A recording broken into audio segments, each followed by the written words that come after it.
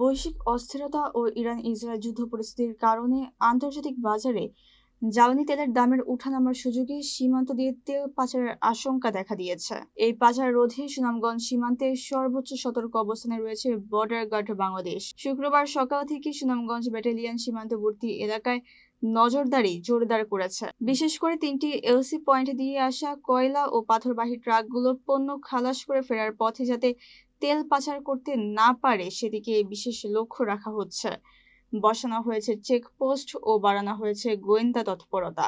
সুনামগঞ্জ ব্যাটালিয়নের অধিনায়ক lieutenant colonel AKM Zakaria কাদের জানান, জ্বালানি তেলের কৃত্রিম সংকট রোধে এবং পাচারকারীদের রুখতে সীমান্তে বিজিবি কঠোর অবস্থানে রয়েছে।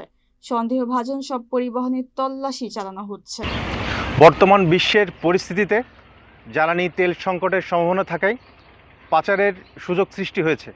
এ লক্ষ্যে আমরা সীমান্তে গোয়েন্দা নজরদারি বৃদ্ধি করেছি। এরই সাথে সাথে আমরা যে সকল স্থান দিয়ে এই জ্বালানি তেল পাচার হতে পারে সে সকল স্থানে আমরা কিন্তু চেকপয়েন্ট স্থাপন করেছি। এছাড়াও আমরা সীমান্তবর্তী এলাকার মানুষদেরকে সচেতনতার বৃদ্ধির লক্ষ্যে সোশ্যাল অ্যাওয়ারনেস প্রোগ্রাম করছি।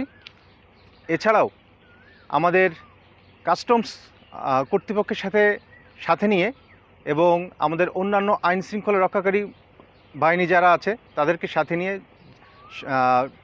এবং জনসাধারণকে অ্যাওয়ার করে আমরা কিন্তু এই যে সম্ভাব্য যে জ্বালানি তেলের পাচার সেটি রোধ করতে একসাথে আমরা কাজ করে যাচ্ছি।